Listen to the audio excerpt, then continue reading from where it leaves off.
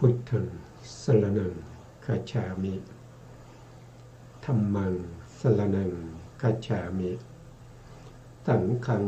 สรณังคัจฉามิกราบนมัสการพระมหาเถระพระสังฆาธิการพระเถรานุเถระสวัสดีท่านผู้ฟังและผู้ชมทุกท่านที่ติดตามในรายการศึกษาพระสัทธรรมเพื่อการพ้นทุกข์ครั้งนี้เป็นครั้งที่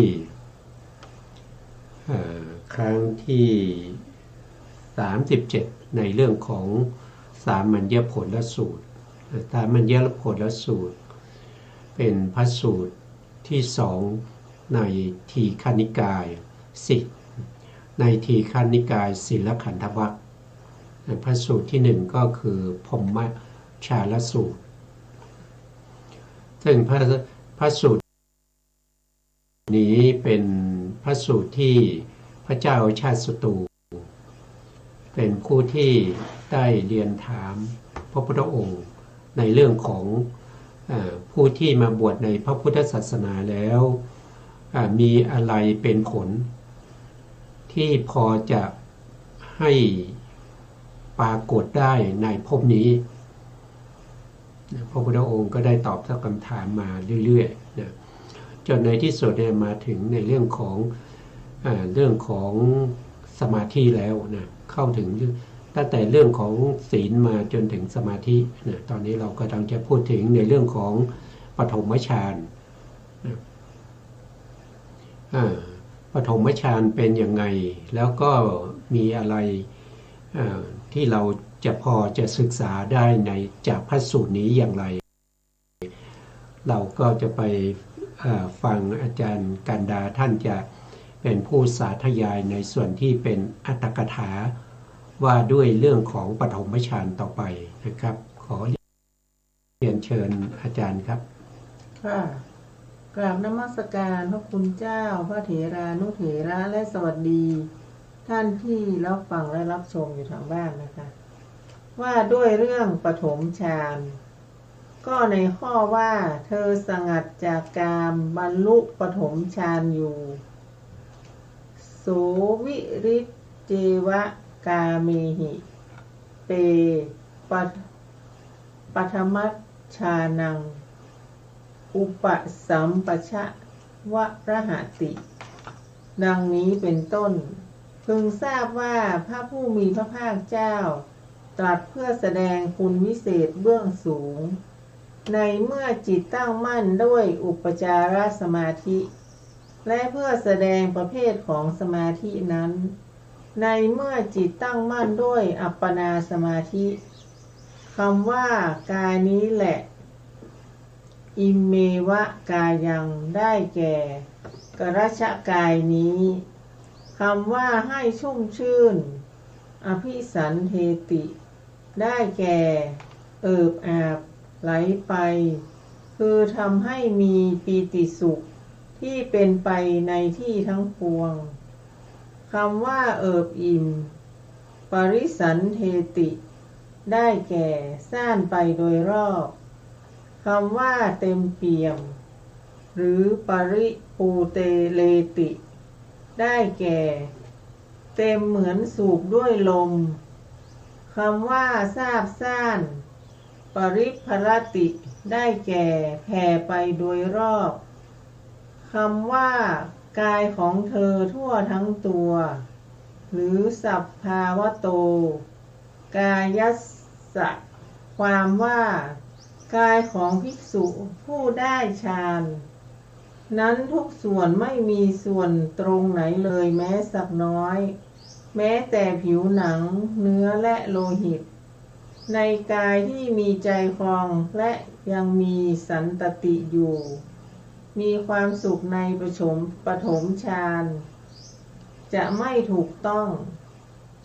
คำว่าผู้ฉลาดหรือทักโขได้แก่ผู้ฉลาดสามารถเพื่อจะทำเพื่อจะประกอบเพื่อจะปั้นซึ่งผงสำหรับอาบน้ำคำว่าในภาชนะสำริด กังสถาเลได้แก่ในภาชนะที่ทำด้วยโลหะอย่างใดอย่างหนึ่งภาชนะดินเป็นของไม่ทน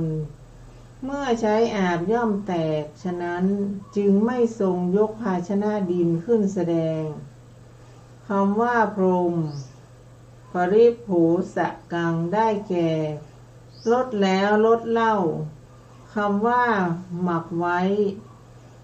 สันเนยะได้แก่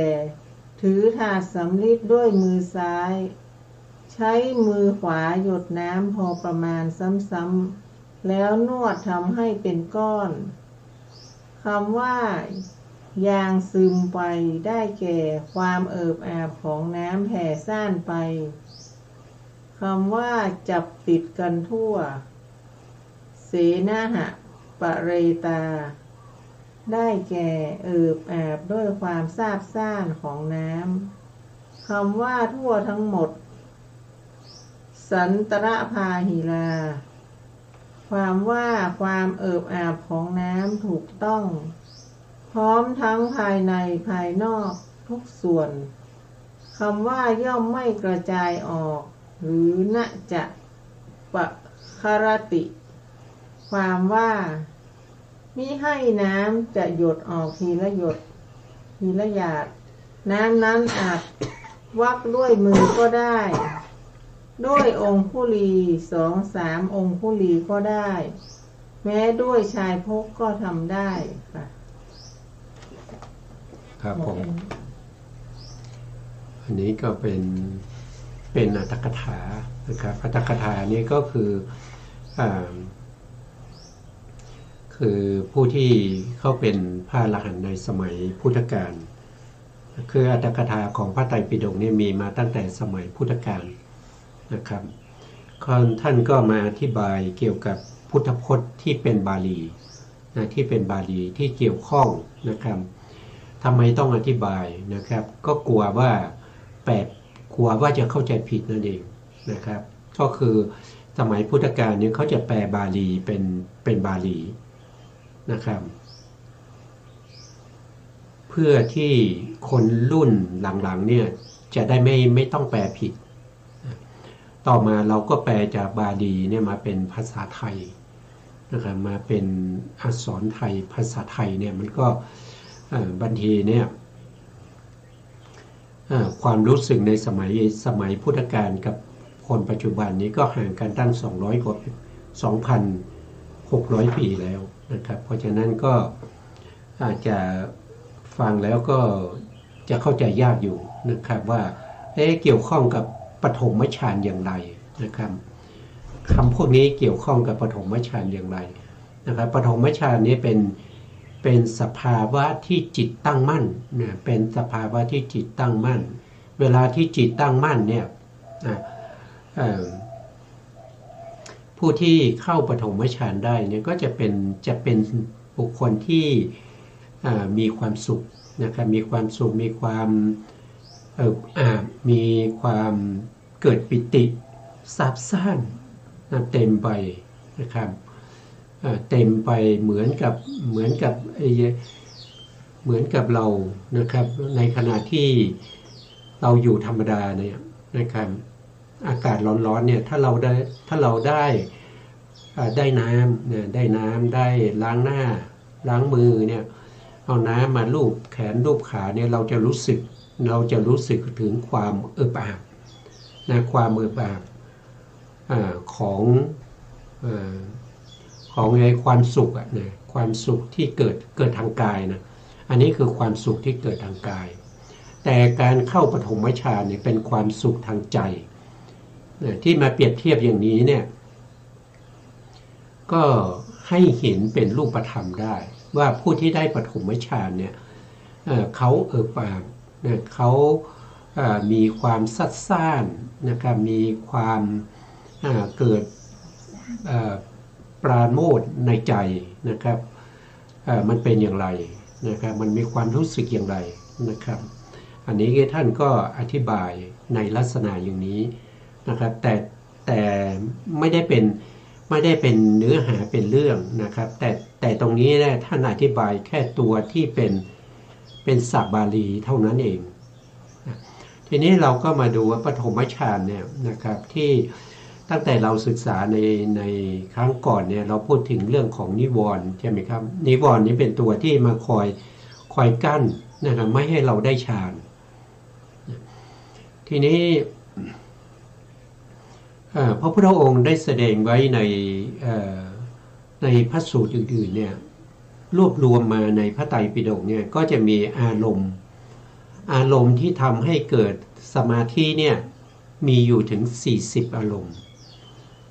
นะ40อารมณ์ใน40อารมณ์นั้นก็จะไม่ได้ปฐมฌานทั้งหมดนะครับบางอารมณ์เนี่ยก็ได้แค่อุปจารสมาธิอุปจารสมาธิก็จะมีอารมณ์ประเภทที่เป็นพุทธานุสติอย่างเนี้ยการระลึกถึงคุณของพระพุทธเจ้านะธรรมานุสติการระลึกถึงคุณของพระธรรมสังขานุสติการระลึกถึงคุณของพระสงฆ์นะแล้วก็ศีลานุสติการระลึกถึงคุณของศีลนะจาคานุสติระลึกถึงการบริจาคต่างๆนะนึกถึงคุณของเทวดาก็เทวตานุสตินะแล้วก็นึกถึงคุณของเขาเรียกว่ามรณานุสตินะครับก็คือนึกถึงความตายอยู่ทุกๆเวลานะพวกนี้ก็จะเป็นเขาเรียกว่าเป็นอนุสตินะอนุสติมีอยู่8อย่างนะครับอีกอันหนึ่งก็คืออุปมานุสตินะก็คือระลึกถึงคุณของพระนิพพานมีอยู่8อย่างพวกนี้นะครับก็ไม่ถึงอัปปนาไม่ถึงปฐมฌานนะแล้วยังมีอีกนะก็จะมีจตุธาตุวปัฏฐานอาหารเลปฏิกูลสัญญาอย่างนี้มันก็จะรวมแล้วก็เป็นเท่าไหร่เป็น10นะครับเป็นอยู่10ละได้มา10ละนะครับที่จะได้ปฐมฌานเนี่ยก็จะมีอารมณ์25นะครับมีอารมณ์อยู่25ที่ได้ปฐมฌานแล้วก็จะมีอารมณ์อีก5นะครับ5นั้นเขาจะไม่ได้ปฐมฌานเขาจะได้ฌาน4นะครับเขาจะได้ฌาน4นะเพราะฉะนั้น5นั้นเราก็จะไปพูดในจตุตถฌานนะครับฌานที่ได้ปฐมฌานมีอยู่25ก็คือกสิณ10นะกสิณ10แล้วก็มีกายคตาสติ1ก็คือปฏิกูลสัญญานะครับพิจารณาถึงเรื่องของผมขนเล็บฟันหนังอะไรพวกนี้นะอานาปานสติอีก1นะครับก็เป็น12นะเป็น12แล้วก็ยังมีเขาเรียกว่าเป็นอสุภาษิตนะอสุภาษิตนะก็พิจารณาซากศพโดยความเป็นสีเป็นกลิ่นโดยปริเฉดอะไรพวกนั้นนะก็อีก10ก็เป็น22นะเป็น22แล้วก็ยังมีอีก3นะครับ3นั่นก็คือได้แก่การแผ่เมตตานะครับแผ่เมตตาแผ่กรุณาแล้วก็แผ่มุทิตารวมแล้วก็จะเป็น25นี้ได้ปฐมฌานนะได้ปฐมฌานวิธีการเจริญให้ได้ปฐมฌานเนี่ยก็แต่ละอารมณ์เนี่ยก็จะแตกต่างกันไปบ้างนะครับแต่ส่วนใหญ่ก็จะคล้ายๆกันนะครับคล้ายๆกันนะครับเราจะศึกษารายละเอียดอีกทีหนึ่งก็ในส่วนที่เกี่ยวกับเรื่องของสมถกรรมฐานในรายการของพระไตรปิฎกลอยฟ้านะครับก็จะไปศึกษาตรงนั้นอีกทีหนึ่งนะครับแต่ตรงนี้ให้เราเข้าใจว่าที่ได้ปฐมฌานเนี่ยมีอารมณ์อยู่25ในอารมณ์25ก็คือมีกสิณ10กสิณ10เนี่ยก็คือได้แก่การพ พ่งนะเพ่งธาตุดินธาตุน้ำธาตุลมธาตุไฟอันนี้4แล้วก็เพ่งสีนะครับสีขาวสีเหลืองสีแดงแล้วก็สีเขียวเข้มก็เป็น8แล้วก็เพ่งแสงสว่างนะครับแล้วก็เพ่งช่องว่างนะครับอาโลกะกสิณนะก็จะเป็น10แล้วก็มีอานาปานสติ1นะแล้วก็กายคตาสติอีก1ก็เป็น12อสุภะอีก10ก็เป็น22แล้วก็เมตตา1กรุณา1แล้วก็มุทิตา1ก็เป็น25นี่ได้ปฐมฌานผู้ที่เจริญอารมณ์เหล่านี้นะครับให้ถูกวิธีให้ถูกต้องก็สามารถเข้าฌานได้เมื่อเข้าฌาน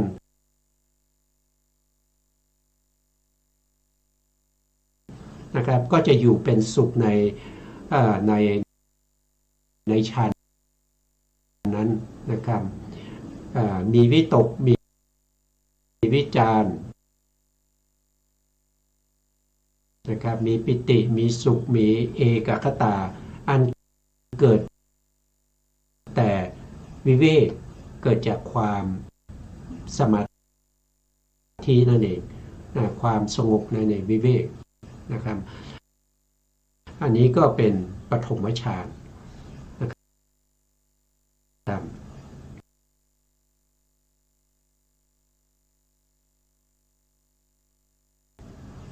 ต่อไปเราก็จะพูดถึง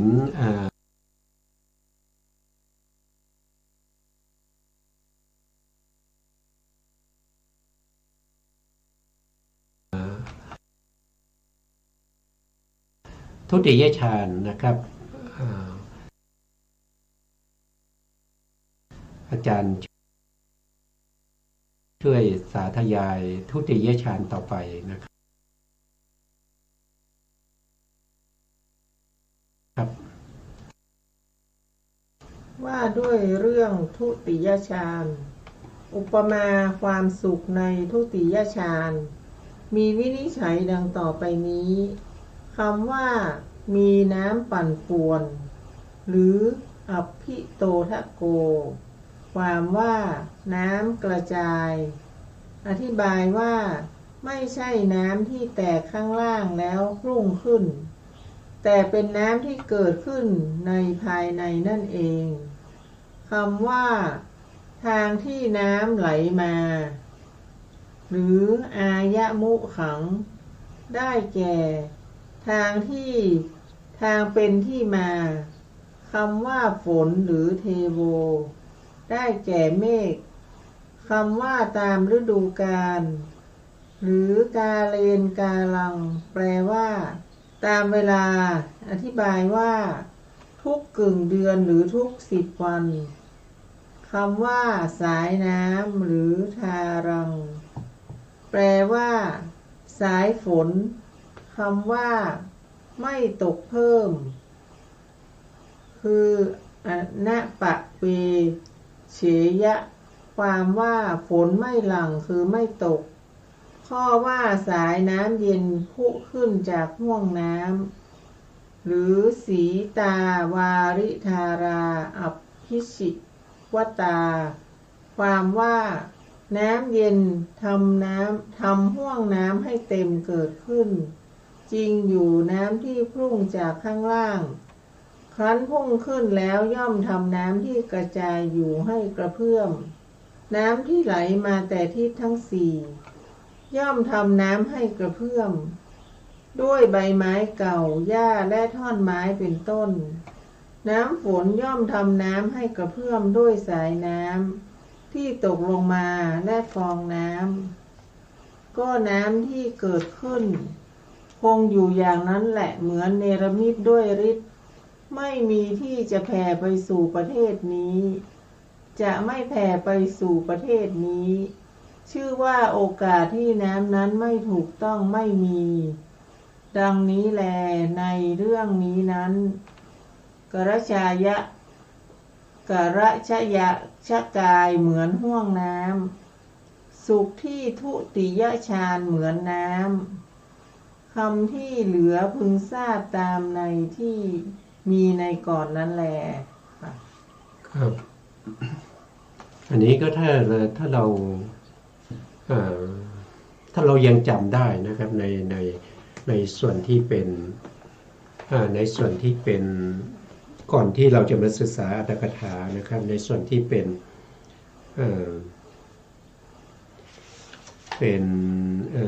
พระไตรปิฎกนะครับที่พระพุทธองค์ได้แสดงไว้เนี่ยท่านได้พูดถึงในเรื่องของความสุขอะไรพวกนี้นะครับที่เกี่ยวกับทุติยฌานนะครับแต่ตรงนี้เนี่ยเป็นอัตถกถาที่ท่านอธิบายเรื่องของศัพท์บาลีนะครับคือเวลาเราอยู่เข้าถึงปฐมฌานใช่ไหมครับที่เราละวิตกกับวิจารไปแล้วเนี่ยนะละวิตกกับวิจารไปเพราะฉะนั้นทุติยฌานก็จะเหลือปิติสุขแล้วก็เอกคตาซึ่งเป็นองค์ฌานนะครับซึ่งอารมณ์จะแนบแน่นนะครับติดอยู่กับปฏิภาคนิมิตจิตก็จะสงบนะครับจิตก็จะสงบผู้ที่เข้าถึงเนี่ยก็จะรู้ว่าความสุขที่เกิดจากทุติยฌานเนี่ยก็จะแตกต่างไปจากปฐมฌานปฐมฌานเป็นอารมณ์ที่เป็นความสุขเหมือนกันนะครับแต่เป็นอารมณ์ที่จะหลุดคือหมายความว่าจะหลุดจากอารมณ์ได้ง่ายนะครับไม่แนบแน่นเหมือนกับทุติยฌานทุติยฌานนี้จะแนบแน่นกว่านะครับแล้วก็จะสงบกว่าปราณีตกว่านะเพราะว่าละวิตกกับวิจารไปแล้วนะวิธีการละวิตกกับวิจารก็เคยพูดมาในรายการพระไตรปิฎกลอยฟ้าเหมือนกันนะครับว่าผู้ที่ได้ปฐมฌานเนี่ยได้ครั้งแรกเนี่ยเขาจะได้แค่เขาเรียกว่าอาทิกรรมิกะฌานก็คือได้ฌานที่เป็นฌานจิตนะที่เกิดขึ้นในใจของเราเนี่ยเพียงดวงเดียวเท่านั้นนะเกิดขึ้นแล้วก็ดับไปพอจิตนั้นดับไปปุ๊บเนี่ยมันก็จะลงสู่ภวังค์พอลงสู่ภวังค์ก็จะมีวิถีใหม่เขาเรียกว่าเป็นปัจเจเวคขณวิถีเกิดขึ้นเมื่อปัจเจเวคขณวิถีเกิดขึ้นก็จะมาพิจารณาองค์ฌานพิจารณาองค์ฌานแล้วก็ลงสู่ภวังค์แล้วก็เจริญวิปัสสนาเจริญสมถะขึ้นมาอีกนะเมื่อเจริญสมาธิขึ้นมานะครับแล้วก็ลงสู่ภวังค์แล้วก็ไปปัจเจเวคก็จะต้องทำอย่างนี้อยู่เรื่อยๆนะครับจนฌานจิตเนี่ยอาจจะเกิดขึ้นหลายๆดวงนะครับจนในที่สุดเกิดความชำนาญนึกถึงก็เข้าได้นะปฐมฌานเนี่ยนึกถึงก็เข้าได้เมื่อมีความชำนาญก็จะอยู่ในความสุขสามารถเข้าอยู่ในฌานได้ตามที่เราต้องการนะเขาเรียกว่ามีวสีถ้าเราเข้าออกบ่อยๆจนในที่สุดเนี่ยเราจะเห็นว่าปฐมฌานเนี่ยมันเป็นฌานที่หยาบนะเพราะว่ามันหลุดง่ายเพราะอะไรมันหลุดง่ายนะก็มันมีวิตกกับวิจารเพราะวิตกนี่ธรรมชาติจะยกจิตขึ้นสู่อารมณ์ที่เป็นปฏิภาคนิมิตอยู่บ่อยๆแล้วก็วิจารนี้ก็จะเข้าคืนอารมณ์ประคองอารมณ์นั้นไว้ไม่ให้หลุดแต่ถ้าเราสามารถละวิตกกับวิจารได้เนี่ยมันก็จะแน่นมันไม่มีตัวที่จะหลุดใช่ไหมครับมันไม่มีวิตกวิจารที่จะมาคอยยกอยู่เรื่อยๆเนี่ยเพราะฉะนั้นเขาก็จะละวิตกกับวิจารเมื่อเขาละวิตกวิจารได้เนี่ยเขาจะมีความสุขที่เอิบอิ่มมากกว่าปฐมฌานนะมันจะรู้สึกได้ถึงความสงบที่แตกต่างไปจากปฐมฌานก็เช่นเดียวกันก็ต้องทำให้เกิดเป็นวสีขึ้นมาอีกนะครับจนสามารถที่จะมีวสี5คือนึกถึงทุติยฌานนะก็สามารถเข้าได้เลยเมื่อเข้าได้ก็สามารถที่จะอยู่ในฌานนั้นตามระยะเวลาที่เราต้องการแล้วก็สามารถที่จะออกจากฌาน